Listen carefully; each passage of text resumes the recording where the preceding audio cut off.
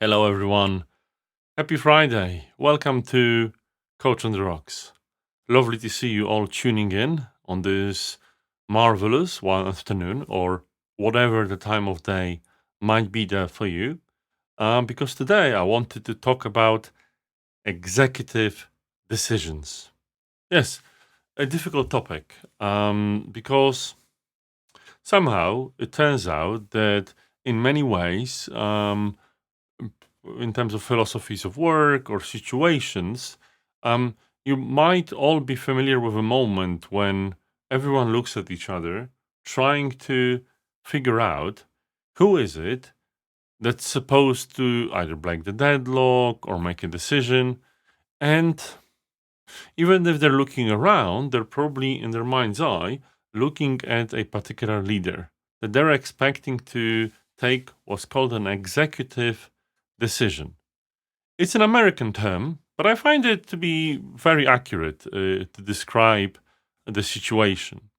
And what it is someone stepping up and saying, well, we're going to do that because I'm making an executive decision.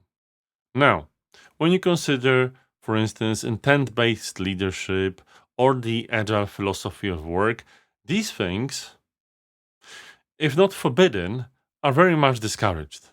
And yet, what I find, even if someone has the formal ability to do that, they would probably shy away from using this as a last resort. And yet, sometimes we just can't get away from this. We can't, even though as leaders we may not want to use that. Saying that we'll never use that or never make a decision like that is possibly abdicating one of the most important things. And it isn't decision power, it's actually responsibility. Because I believe that people that look up to us to leadership, and working with my clients, I can see that a lot, need reassurance that you are, as a leader, able to take a decision like that, able to make an executive choice. Um, if you listen to one of our previous podcasts, not the one that we have today, which is also something you should listen to, which is cool about returning to office and remote work, you will know the term holding, which is we believe that the leaders are, or many people believe that leaders are holding them, and it just brings them comfort. Now, you completely abdicating this responsibility may mean that people will struggle, will feel unease, will not understand the structure. Now, you know me as an advocate of management innovation, leadership innovation, agile ways of work, and all these wonderful things. But we need to remember that it's also about psychological safety. And as such, this is one of the elements of it, that they know that they can rely on you for making these decisions if you really need to.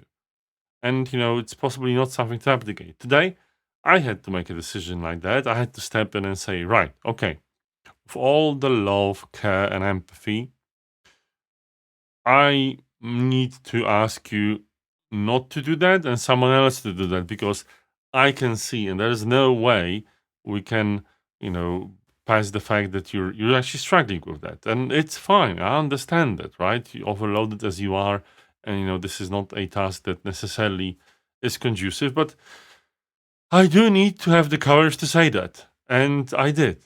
And I think I'm reflecting on times I did a thing like that throughout my life. Some, unfortunately, weren't warranted. And I should have had more thinking time or pondered the decision more. Some, thankfully, were warranted in the right time.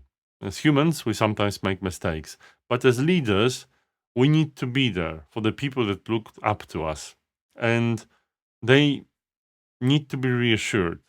And we need to, it's our job to help people understand that we're there to take the tough decisions, even though we might be taking them as a last resort. Now, with that said, hopefully it won't be a last resort for you to have a great weekend. You might use the time to listen to our newest podcast, the new podcast episode of Leading with Agility, more about leadership, decision making, and interesting conversations there. I will hopefully see you back next week. Bye bye.